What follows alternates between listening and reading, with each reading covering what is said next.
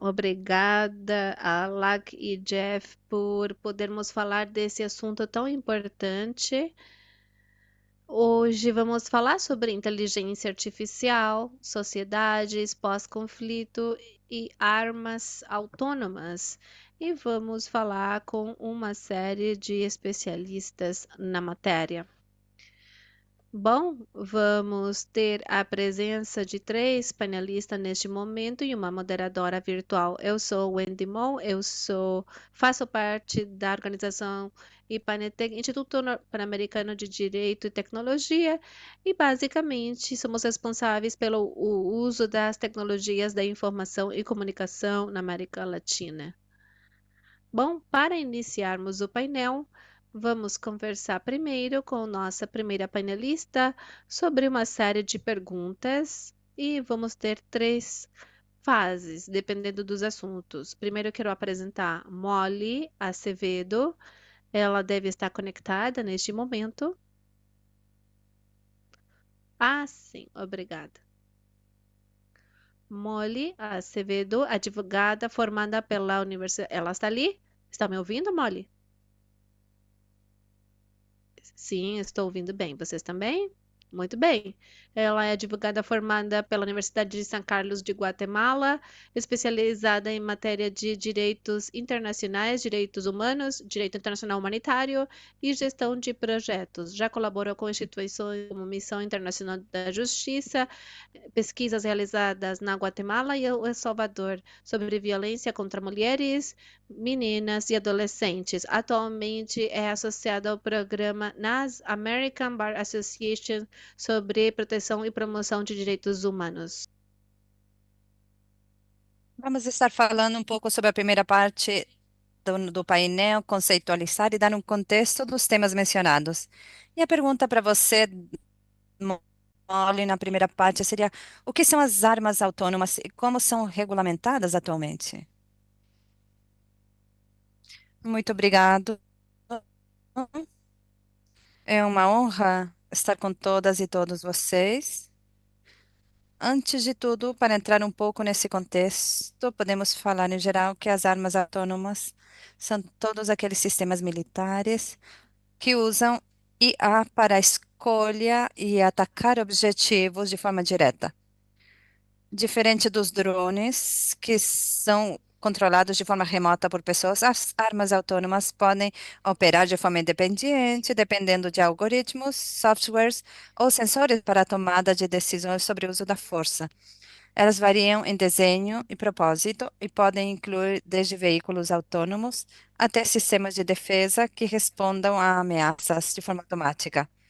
Sobre a sua regulamentação, atualmente não tem um tratado internacional específico que regule o uso das normas autônomas. Contudo, o uso das tecnologias estão sujeitas aos princípios gerais do direito internacional humanitário, ou também como é conhecido ao direito dos conflitos armados. Essas normas estabelecem principalmente proteção para civis, que restringe os meios de guerra.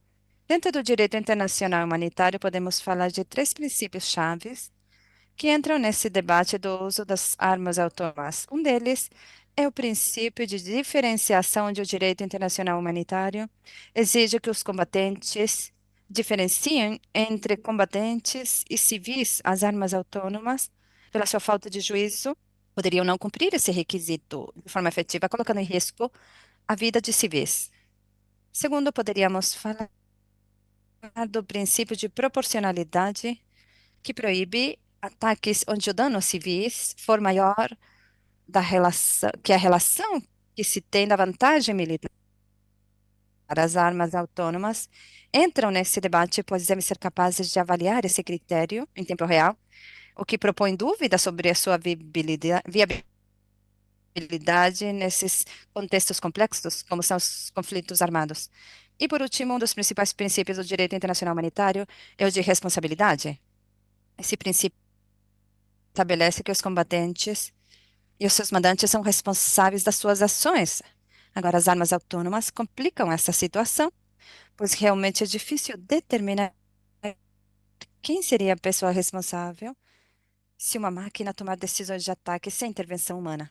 Então, Essa é a regulamentação onde podemos encaixar as armas autônomas e depois disso podemos falar um pouquinho nesse painel das regulamentações na América Latina e em nível internacional existentes. Obrigado.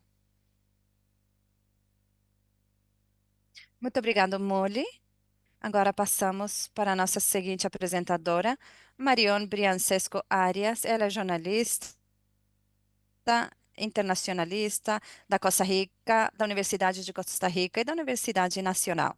Apaixonada pelo jornalismo, de pesquisa, de dados, os direitos digitais e a intersecção entre as novas tecnologias e a política internacional. Também adquiriu experiência em diferentes meios de comunicação e trabalhou em iniciativas ligadas com os direitos digitais e a governança de internet. Atualmente faz parte da equipe de produção do Centro da América Latina de Pesquisa Jornalística e é consultora para organizações sem fins lucrativos focadas em democracia e direitos humanos. Nossa pergunta para você, Marion, seria: como estão relacionadas as armas autônomas com a IA?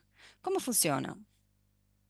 Obrigada, Wendy, pela apresentação. Muito boa tarde a todos, todas e todas. É a minha primeira vez no Chile.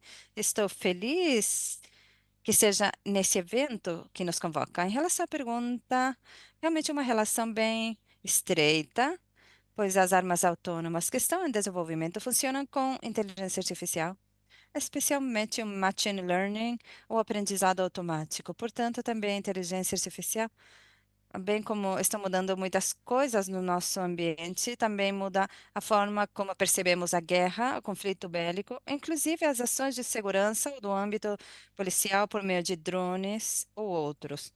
Como funcionam? Pois a partir de enormes quantidades de dados, um sistema de inteligência artificial é treinado, como a colega Molly disse, para procurar, identificar e atacar objetivos de forma independente, mas sem intervenção humana. Isso último que eu digo é muito importante, porque se bem hoje em dia tem armas que têm certas características autônomas, como alguns drones militares, por exemplo, finalmente sim precisam de operadores humanos para seu acionamento, e nesse caso não. Agora, muitos desafios que trazemos à mesa quando falamos de inteligência artificial também são aplicáveis para esse contexto das armas autônomas. Por exemplo, a questão da tecnologia, o que chamamos algoritmos de caixa preta. Para nós, os humanos, pode ser realmente difícil testar, predizer como um sistema de IA ou aprendizado automático vai chegar a um resultado concreto. E embora essas decisões poderiam ser transparentadas de alguma forma, como funcionou algo assim, a partir de uma perspectiva ética de direitos humanos e direito internacional humanitário, é preocupante permitirmos que seja esse sistema quem escolha os objetivos, se atacar ou não, como eu disse, já sem intervenção humana. Também é algo importante que isso também traria implicâncias de rendição de contas e, portanto, de acesso à justiça para eventuais vítimas. Isso me conduz à questão da responsabilidade. Surgem muitas perguntas que agora não temos respostas a isso, não tem um quadro que regule isso. Primeiramente, quem é o responsável de atos ilícitos das armas autônomas? Como sabemos que elas vão se manter dentro desses limites do direito internacional humanitário? O princípio de proporcionalidade, entre outros. Precisamente porque o direito internacional humanitário implica uma análise de fatores éticos, jurídicos, morais, de um raciocínio contextual. Então, eu pergunto para vocês, gostaria que pudéssemos refletir sobre isso. Vamos deixar nas mãos da tecnologia uma decisão tão sensível? Por isso é tão importante um instrumento internacional juridicamente vinculante, do qual vamos estar falando agora. Muito obrigado, Marion. Passamos agora para a nossa terceira apresentadora, Alitu Bassan Talavera. É socióloga trans não binária, com graduação da Pontifícia Universidade Católica do Peru, com diploma em estudos de gênero pela Universidade Nacional Autônoma do México, atualmente em andamento, e estudos especializados na metodologia da pesquisa. As suas áreas de pesquisa abrangem a desigualdade, a educação, a tecnologia, as masculinidades e a diversidade sexual. Tem experiência em pesquisa acadêmica, qualitativa, quantitativa e de comparação, colaborando com diferentes organismos internacionais e instituições no Peru e na América Latina. e do Caribe. Também faz parte do Observatório Latino-Americano e do Caribe de Direitos Políticos e Eleitorais de Pessoas Trans. Atualmente trabalha como coordenadora de pesquisa na Associação Civil e Direito. Alito, a nossa pergunta para você seria: por que é relevante falarmos de armas autônomas no contexto de América Latina? Em quais espaços ou situações costumam ser usados? Olá, obrigada por permitir que eu esteja aqui. Creio que sempre é bom me chamar como uma pessoa dentro da comunidade trans. Claramente, o sistema normativo traz consigo exclusão, não somente na minha comunidade peruana, que atualmente vive desastre, ditadura, entre outros. Então, para mim, é um privilégio estar aqui. E não estaria aqui se não fosse pelo trabalho dos ativistas que continuam lutando. Bom, obrigada. Eu entendo que a pergunta é bem complexa, na realidade. Foi nomeado por aí sociedade pós-conflito, foi falado o papel da tecnologia e como está ligado com a IA. Gostaria de iniciar na ideia de que, bem como mencionado por diferentes apresentadores, que a ciência e a tecnologia digital emergente, como a IA, mais concretamente, não é algo neutro que surgiu e pronto, mas é um produto e reflexo de precisões, decisões, prioridades, processos sociais, políticos, econômicos, que também se transferem para o âmbito digital. Então, quero que fique claro pensarmos na IA como não autônoma nem imparcial. Tudo isso determina quem faz o seu desenho, implementação e quem vai ser beneficiado ou prejudicado nessas situações por conta disso. As armas autônomas, ligando um pouco com a ideia anterior, muitas vezes fica para trás. Esse contexto social está marcado nas nossas sociedades da América Latina, lamentavelmente, por processos de desigualdade e hierarquização, estruturas sociais, entre outras, e questões complexas. Essas armas, longe de serem neutras, refletem esses interesses como qualquer outro produto realizado pelos humanos. Então, vamos pensar como tudo isso é relacionado nessa matriz normativa, com hierarquias em questões de sistemas de gênero, étnicos, entre outros. E agora vamos nos focar em que, além de tudo isso, vivemos em sociedades pós-conflito. Convido vocês para se perguntarem: vocês como levam em consideração que vivemos em sociedades pós-conflito? Nós reconhecemos assim? Sabemos quais implicâncias traz, quais consequências traz para o nosso presente, além de ser não necessariamente sermos vítimas desses acontecimentos terríveis, o que implica se reconhecer como tais? Nos reconhecermos como uma sociedade pós-conflito, mais do que um termo cronológico ou técnico, é mais do que nos perguntarmos quanto entendemos, aceitamos ou abordamos as pegadas de um passado violento no presente, daquelas feridas abertas, como é chamada por alguns historiadores, porque continuam com sangramento, com trauma social, porque esse trauma social não é somente vivido, como eu disse, pelas vítimas diretas, mas também é transmitido por geração a geração, às vezes de formas sutis que nem percebemos. Então, como toda essa sociedade, porque esse trauma, esse sofrimento se encarna não somente em questões tão notórias como a saúde mental ou estresse físico, mas também em questões mais de identidade e, por assim dizer, de alguma forma cultural, social, da forma como imaginamos, pensamos, como nos relacionamos com a realidade social e o os nossos arredores. Vocês poderiam responder isso? Vocês acreditam que os estados da América Latina, do Caribe, puderam abordar esse problema de forma integral? Por acaso, será que essa procura de acesso à justiça e reparação é uma norma ou uma exceção? Melhor, eu vou deixar isso como reflexão. Então, a dificuldade, porque também temos que falar do difícil que é a abordagem desse tipo de situação. A dificuldade está em que as memórias, a forma de reparar essas vítimas é bem complexa, porque temos que abordar o conflito em termos de memória, porque cada grupo social que atravessou uma questão traumática imagina isso e tem uma percepção particular. Essas memórias nem sempre estão alinhadas de alguma forma, mas outras até antagônicas. Como podemos lidar com isso? Pois através de um diálogo, um processo com essas diferentes memórias e poder não invisibilizá-las, mas complementá-las entre elas como um mosaico.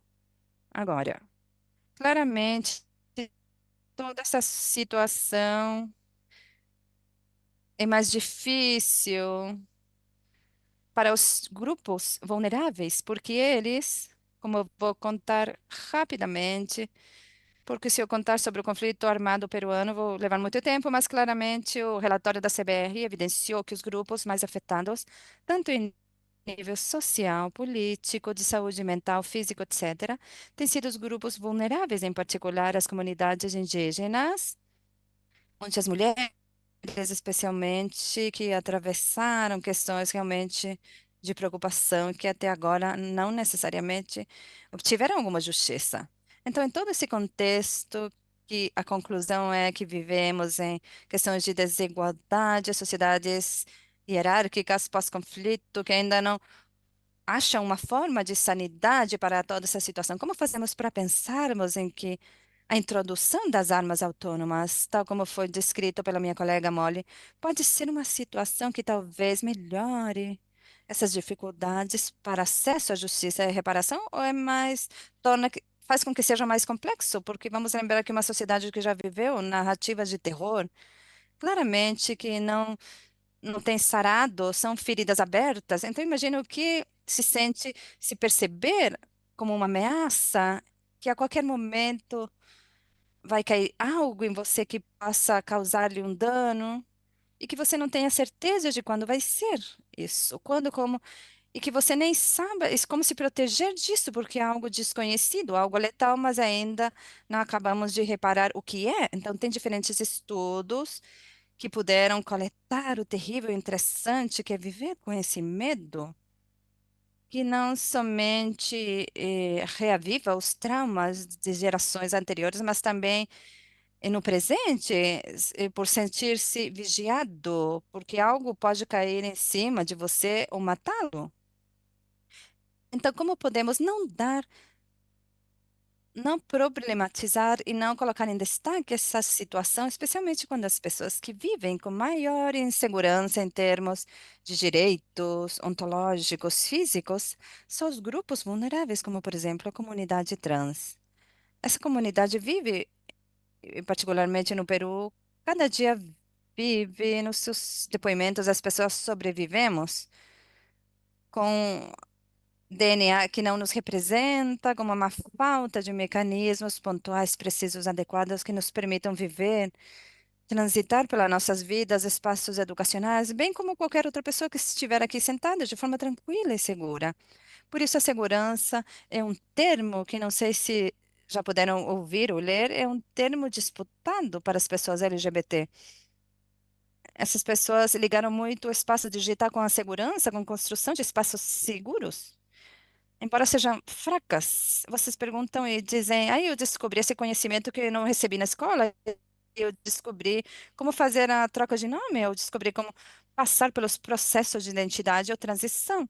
Então, tem muitas colisões de diferentes pensamentos. Então, esta insegurança estatal com certos grupos vulneráveis, como é vivida? Como seria vivida num contexto onde as armas autônomas estejam regulamentadas e sejam normalizadas? Como vocês acreditam que seria acordar num contexto bélico como o que estamos vivendo atualmente na sociedade em diferentes partes do mundo? Então, para dar um sentido a todas essas reflexões comentadas, o que eu estou introduzindo é olharmos para essas situações através de um enfoque de justiça transicional. Não sei se já ouviram disso, mas a justiça transicional é um enfoque que procura atender, abordar, pesquisar, estudar esses problemas ligados com conflitos armados, violência política, mas a partir da forma de uma lente de justiça social que reconheça que prevalece um sofrimento presente e passado que não somente impacta nas vítimas diretas, mas também nas pessoas que estamos aqui, que vivemos, especialmente os grupos vulneráveis, e tenta ver uma forma de como abordar isso através dessas necessidades e requerimentos específicos. Obrigado.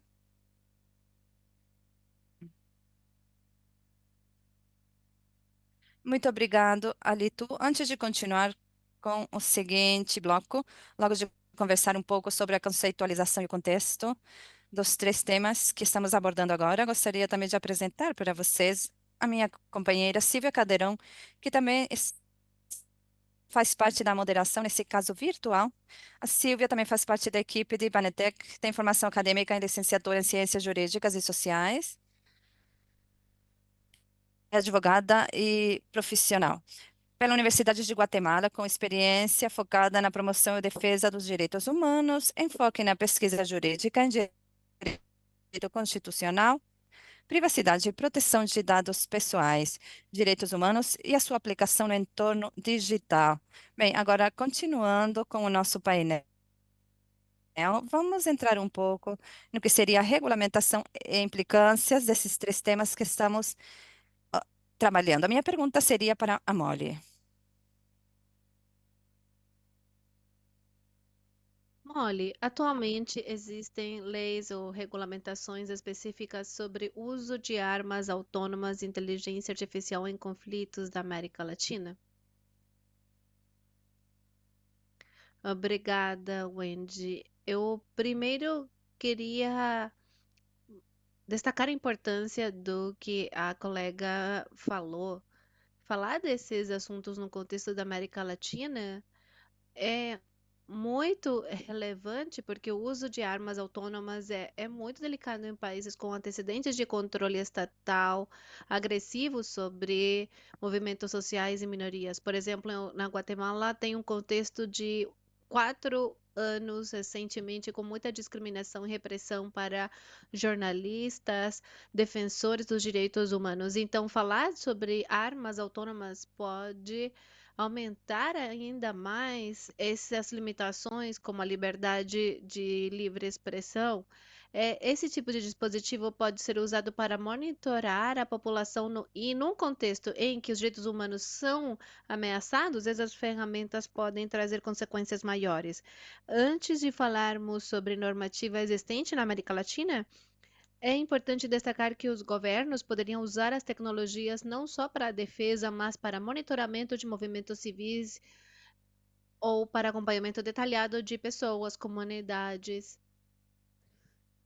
Algo que é especialmente preocupante em países com antecedentes de vigilância.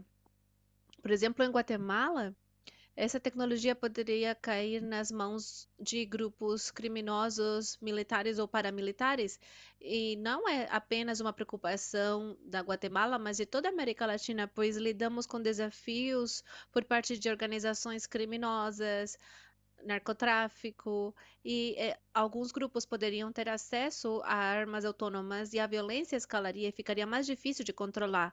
Então, daí vem a importância de termos uma normativa internamente nos países da América Latina e internacional. Na América Latina ainda não existem leis específicas para regulamentar o uso de armas autônomas e sistemas de inteligência artificial em conflitos, mas toda a região tem uma posição coletiva contra a proliferação de armas autônomas. Em fevereiro de 2023, a Costa Rica liderou uma reunião com 33 países da América Latina e o Caribe, em que assinaram um comunicado de Belém, em que solicitam reuniões urgentes para poder criar um tratado internacional que seja vinculante e que proíba certos tipos de armas autônomas, particularmente aquelas que podem operar sem controle humano significativo. Esse comunicado enfatiza a necessidade de controlar esse tipo de armas, principalmente aquelas que podem selecionar ou executar objetivos sem intervenção humana, e isso tem a ver com as normativas de segurança e direitos humanos que já foi feito, por exemplo, pelo Comitê da Cruz Vermelha e outras comissões de direitos humanos. Essas regulações têm contraste com posições mais conservadoras de outros países, como os Estados Unidos, que propõem diretrizes que não são vinculantes para os países e que promovem o uso responsável da inteligência artificial nas aplicações militares, sem se comprometer a fazer um tratado formal internacional. Existem fóruns nas Nações Unidas que já foram realizados. Por exemplo, atualmente está sendo discutida a inclusão de certas normativas são de armas da ONU, que faz com que os países latino-americanos achem linhas alternativas para regulamentos que sejam vigentes fora da convenção, porque hoje essas conversas estão estagnadas. Então, falar sobre governança nesse contexto, estabelecendo que existem grupos vulnerados historicamente, fica muito mais relevante. E apesar de não termos uma normativa específica na América Latina, toda a região está interessada em regular esse assunto de forma nacional e internacional. Muito obrigada, Molly. Continuando com o painel, eu gostaria agora de que conversássemos com Marion. A pergunta é: como o uso de armas autônomas afeta os direitos humanos e direitos digitais? Obrigada novamente.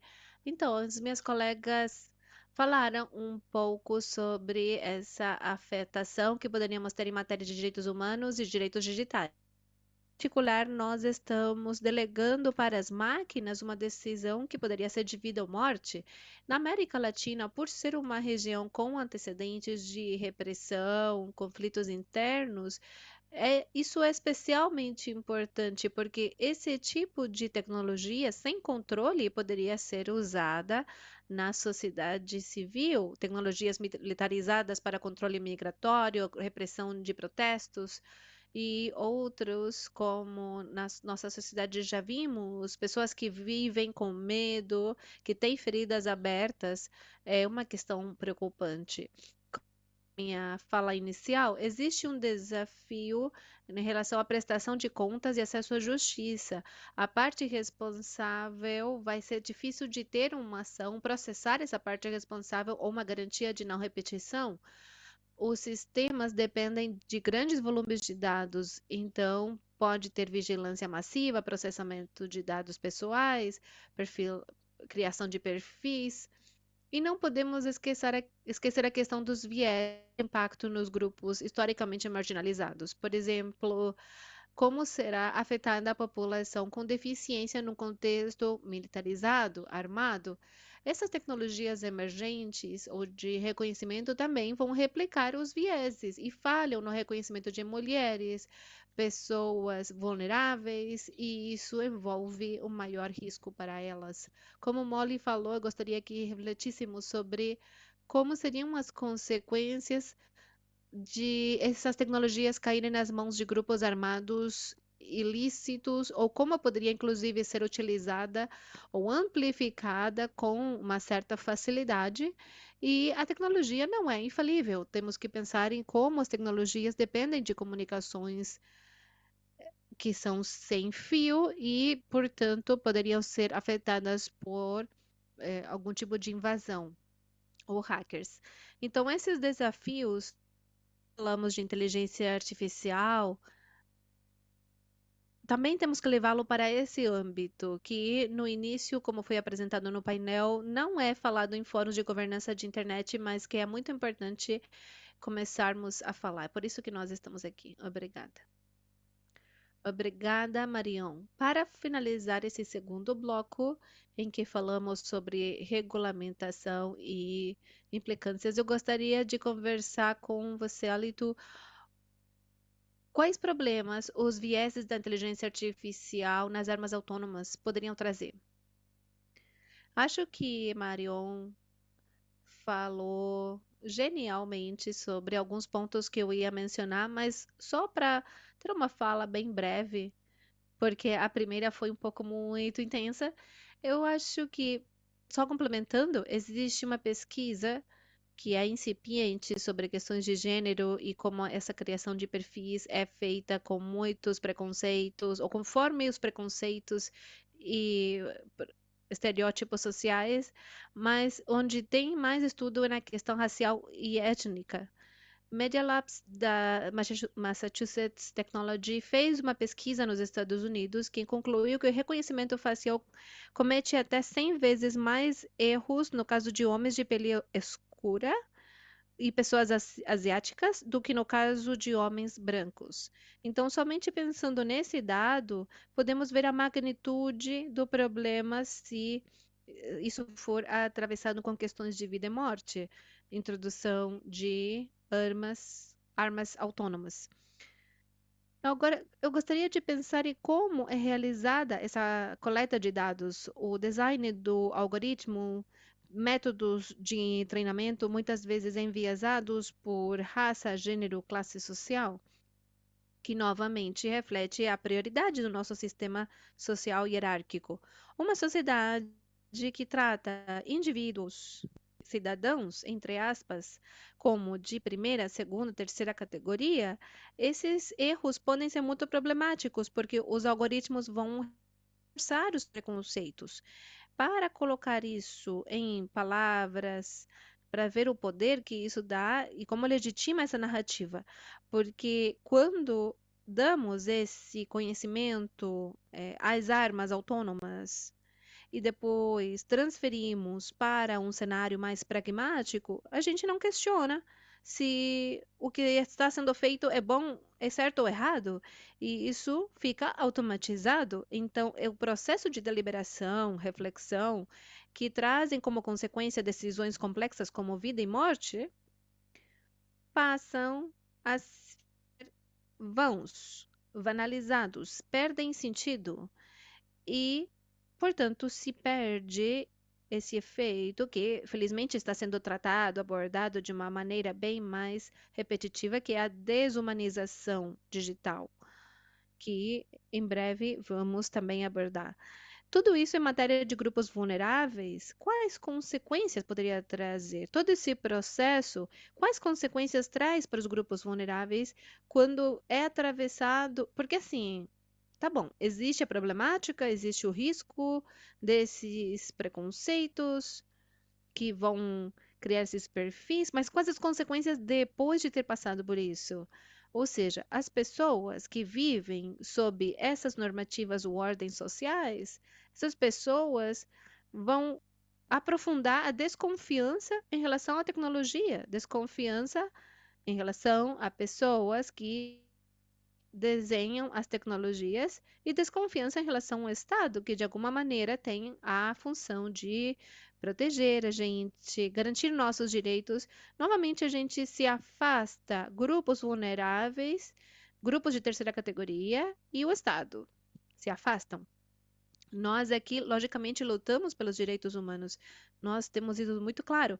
Mas quando você vai em loco, em campo, faz uma entrevista, o que é mais importante nesse grupo é para que vamos confiar na tecnologia, no Estado, se no final vão acabar me matando, ou tudo que o que eles façam, eu não estou presente nas normativas deles, na Constituição deles, na legislação. Então, o que que isso significa? Se a gente quer construir uma democracia, no que for que isso significa, porque é uma palavra muito polissêmica, como a gente vai construir se estivermos validando, legitimando narrativas de terror, de insegurança? Não estamos vendo como elas acabam de destruir questões que às vezes a gente vê muito distante, mas na verdade estão aqui muito perto. As pessoas pensam que o Estado se esqueceu delas, invisibiliza elas, inclusive agora com a legitimidade do monopólio de simplesmente com essas armas atacar as suas vidas quando tiver, quando eles quiserem. Então não temos que pensar apenas a curto prazo, mas pensar como isso tudo vai acabar institucionalizando situações de terror, de medo, de desconfiança em relação a uma instituição que deveria nos proteger. É isso, obrigada. Obrigada, Alitu, Molly, Marion, por esses dois primeiros espaços em que pudemos conhecer um pouco de forma geral, qual é o contexto, conceptualização, regulação e implicações da inteligência artificial e armas autônomas. Agora, para encerrar o painel, gostaríamos de ter uma visão do futuro e conhecer o que está sendo feito ou o que poderia ser feito nessas questões. Molly, vamos ouvir você. Poderia falar para nós quais organizações ou países estão promovendo a regulação de armas autônomas com foco em tecnologias emergentes?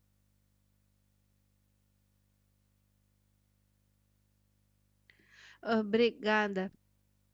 Atualmente, tem países e organizações que estão impulsionando a regulação de armas autônomas e promovendo a supervisão no uso de tecnologias emergentes. Nos países que destacam, tem Costa Rica e México, ambos os países lideram esforços na região da América Latina para, primeiro, identificar os riscos das armas autônomas e, em segundo lugar, promover um tratado vinculante internacional para proibir o uso de armas autônomas sem intervenção humana. Por outro lado, tem países como a Alemanha e a França que apoiaram a criação de normas claras para o uso da inteligência artificial no âmbito militar, ainda não visem uma proibição total, apoiam sim algumas chamadas dentro das Nações Unidas para responsabilizar os criadores dessas tecnologias em relação ao uso das armas convencionais. E na parte das organizações não governamentais, podemos falar da Cruz Vermelha, que liderou essas discussões sobre riscos e perigos do uso de armas autônomas, e que eu gostaria de destacar uma colaboração internacional que é a campanha de Stop Killer Robots, que é uma campanha liderada por uma coalizão de organizações não governamentais, acadêmicos, ativistas que visam proibir o uso e desenvolvimento de armas autônomas, que é conhecida como a campanha contra robôs assassinos.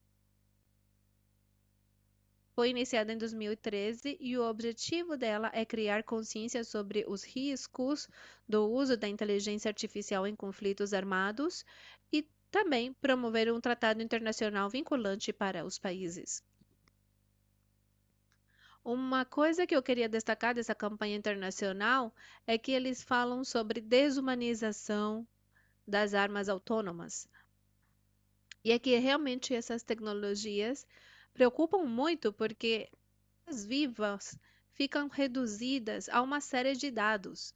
É importante entender como funcionam essas armas, nossas identidades, que são complexas, nossas características físicas, nossos padrões de comportamento são analisadas e transformadas em padrões que são perfis. Portanto, as decisões sobre nós são feitas pelas máquinas conforme um perfil pré-determinado.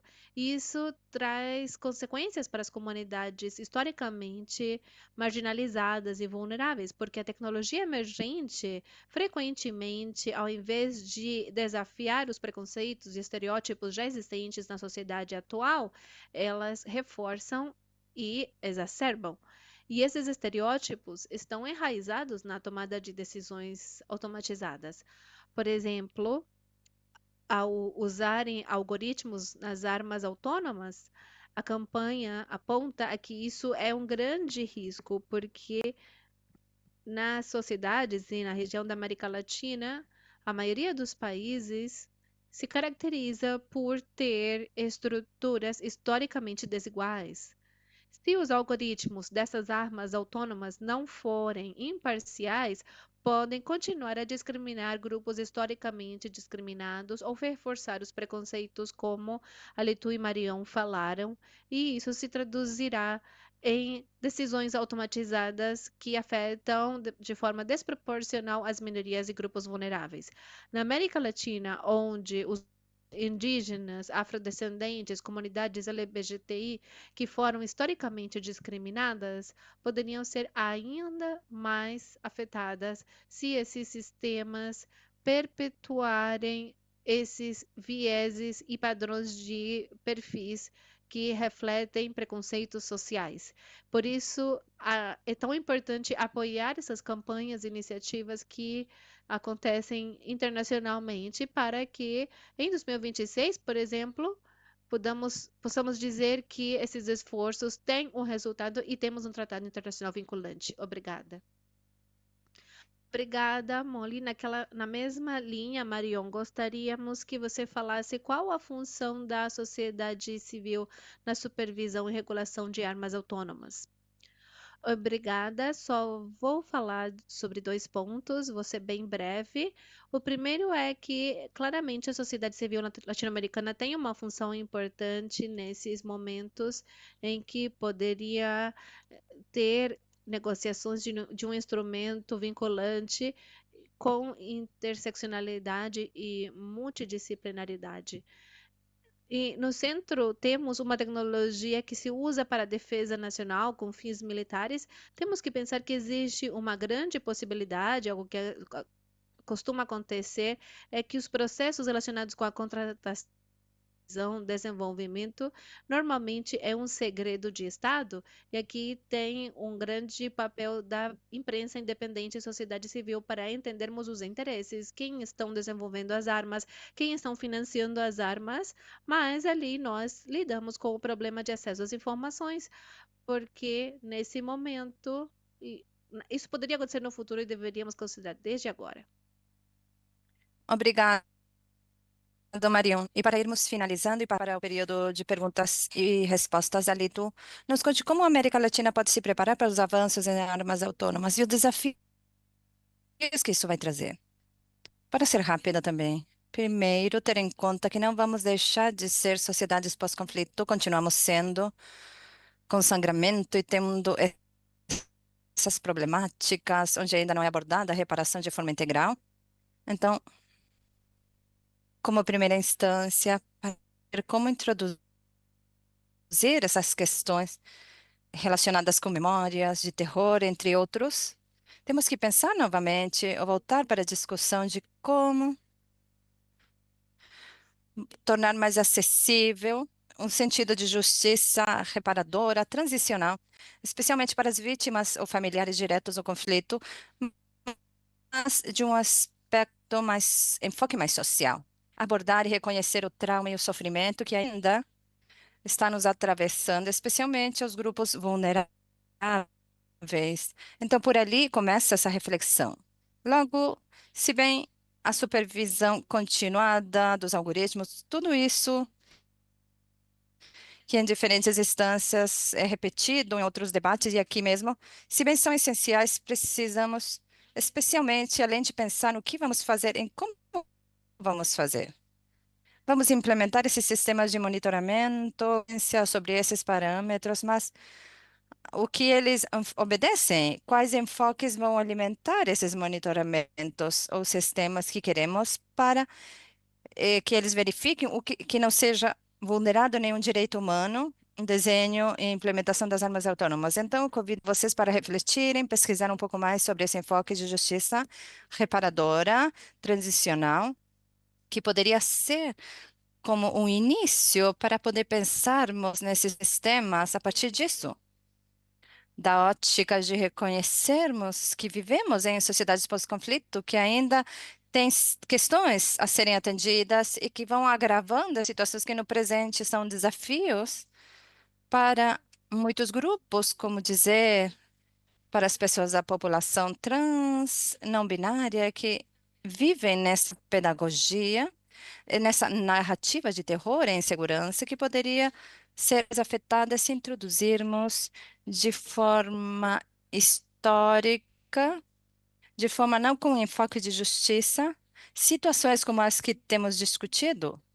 E também gostaria de mencionar novamente, achei interessante as discussões sobre educação anteriores, que educação, numa pesquisa que eu realizei, com pesquisadores do Nepal, Uganda e o Peru, a educação como potencial transformador é internalizador dessa pedagogia mais transformadora, reparadora, a partir de uma visão preventiva para atendermos essa questão tão complexa, é muito potente.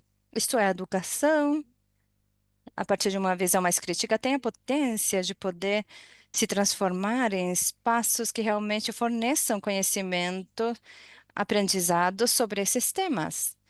Quando falamos de aulas, as aulas não necessariamente um espaço seguro para todas ou todes.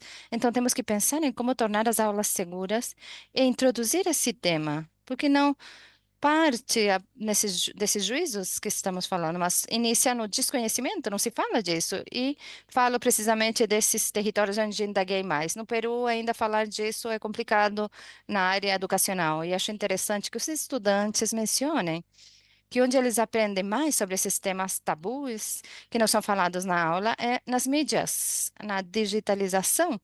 Então, aí tem uma potência de vincular a digitalização com a educação e fazer como um quadro ou alimentá-lo a partir de um enfoque de justiça transicional. É mais ou menos isso, as ideias que eu digo, menciono para continuarmos mais para frente. Obrigado, Molly, Marion, virtualmente também, a Litu e a Jéssica, que não pode nos acompanhar hoje, e logicamente para a Silvia, que está moderando o painel virtual. Efetivamente, esse é um tema, como a Litu disse no final, que é desconhecido porque não tem espaços para poder falar deles. Queremos agradecer realmente a LAC IGF por esses 45 minutos. Uma salva de palmas. Por conta do tempo, somente vamos ter um minuto para uma pergunta. Já ergueram a mão aqui. Pode falar.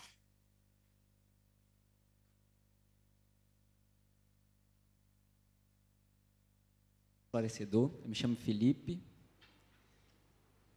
faço parte da delegação IUF do CGI, pesquisador do Laboratório de Políticas Públicas e Internet Lapim. E eu fico muito feliz da gente poder conversar, né, sobre a perspectiva latino-americana para armas autônomas, né, uma região com relativa pacificidade, né, de conflito entre os estados, mas marcado por desigualdades e violência estatal, né, contra civis. Então, é muito preocupante pensar no desenvolvimento e aplicação desses dispositivos aqui.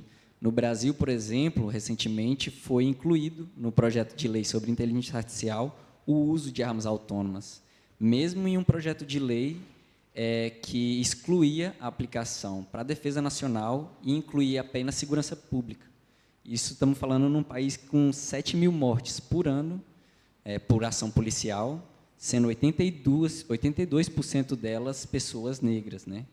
Então, para além disso, é um projeto de lei que também amplia muito o uso de reconhecimento facial para a segurança pública, já muito espalhado. Então, eu queria fazer uma pergunta de como que a sociedade civil, eu sei que já foi falado um pouco, mas como que a sociedade civil pode engajar a população, de uma forma geral, sobre essa temática que, às vezes, parece tão distante, né, assim, da nossa discussão. Muito obrigado.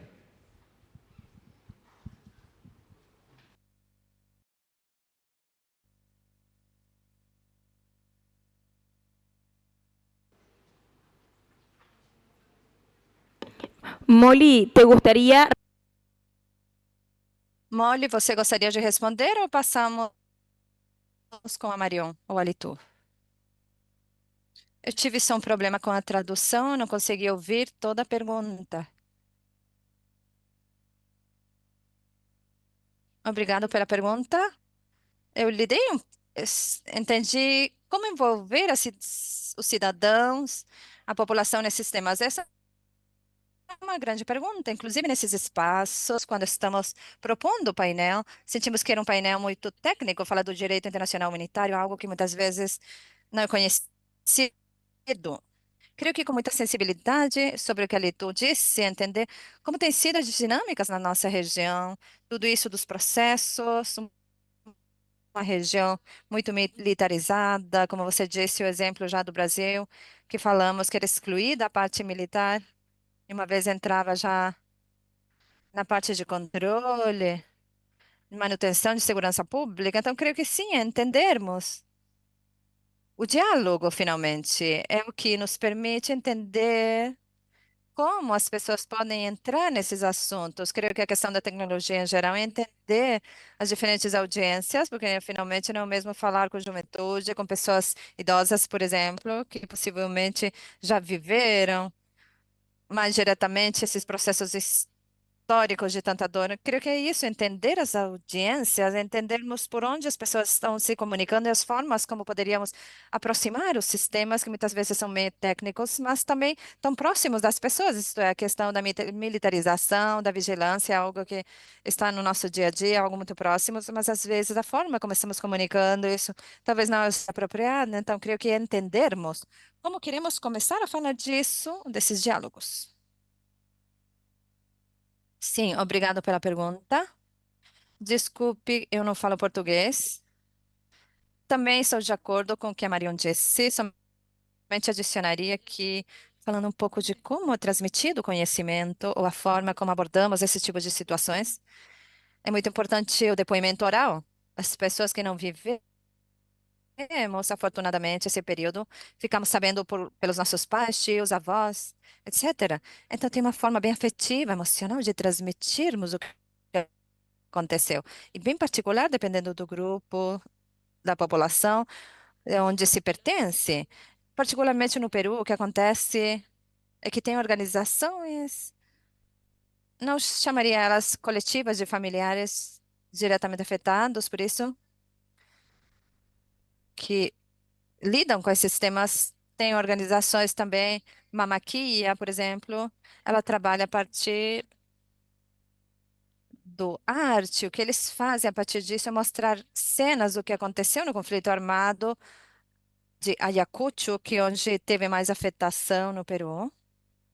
Então, a partir dessa arte, que são telas, eles fazem confecção, eles fazem um exercício de transformar esse terror, horror, em algo mais resiliente através dessas telas, num tipo de processo que não é fácil.